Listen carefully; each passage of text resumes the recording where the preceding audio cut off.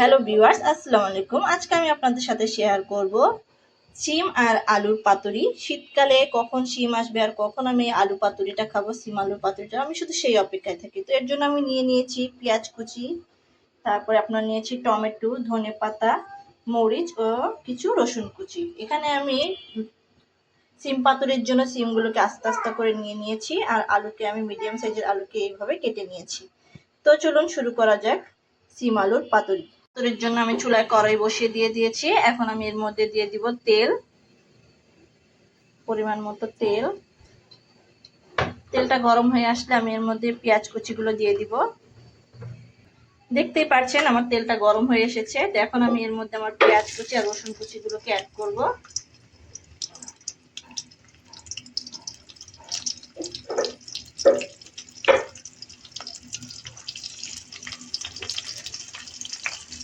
এখন আমি পেঁয়াজটাকে একটু ব্রাউন করে ভেজে নিব।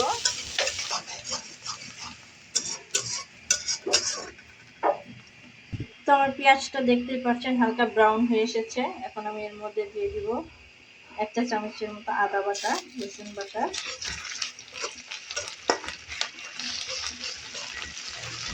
দিয়ে একটু ভেজে নেব। এরপরে এর মধ্যে দিয়ে দিব 1.5 চা চামচের মতো জিরা বাটা।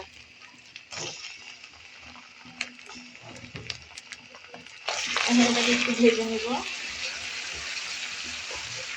এখন এর মধ্যে দিয়ে দেব 1 চা চামচের মতো হলুদের গুঁড়ি ও 1 চা চামচের মতো মরিচের গুঁড়ি।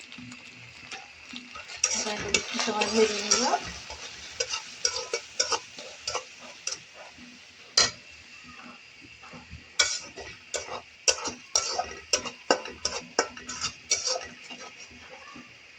এখন এর মধ্যে দিয়ে দিব পানি কিছুটা কষানোর জন্য, আর দিয়ে দিব স্বাদ মতো লবণ।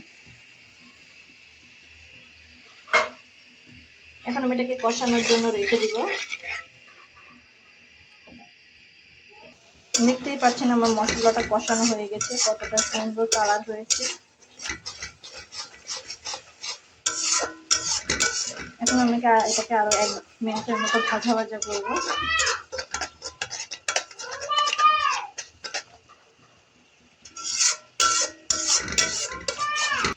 তো আমার মশলাটা কষানো হয়ে গিয়েছে। এখন আমি এর মধ্যে আমার শিম আর আলুগুলোকে অ্যাড করব।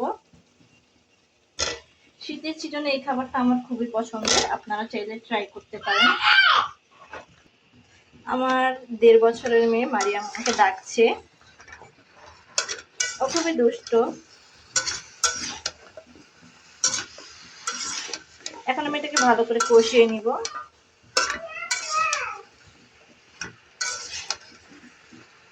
এখন আমি এটাকে কষানোর জন্য রেখে দিব ঢেকে। এরপর যে আমি আরেকটু নেড়ে চেড়ে দিব।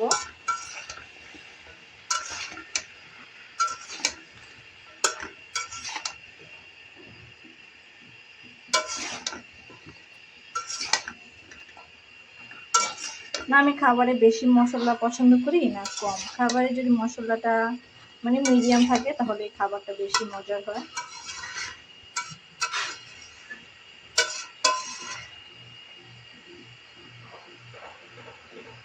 এটাকে আমি আবার ঢেকে দিব। আমার শিম আলুটা কষানো হয়ে গিয়েছে, দেখতেই পাচ্ছেন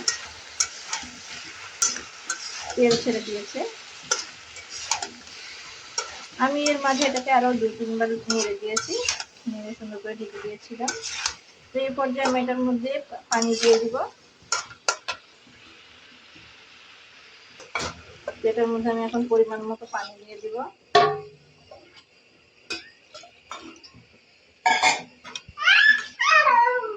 আমি এটাকে এখন ঢেকে রেখে দিব সিদ্ধ হওয়ার জন্য। তো আপনাদের সাথে আবার কিছুক্ষণ পর দেখা করছি। পর্যায়ে আমি এটার মধ্যে টমেটো আর কাঁচামরিচ গুলোকে অ্যাড করব।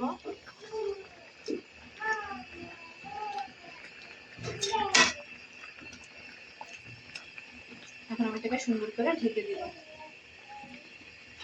আলুর পাতুরিটা হয়ে এসেছে। এখন আমি এর মধ্যে ধনেপাতা দিয়ে দিব।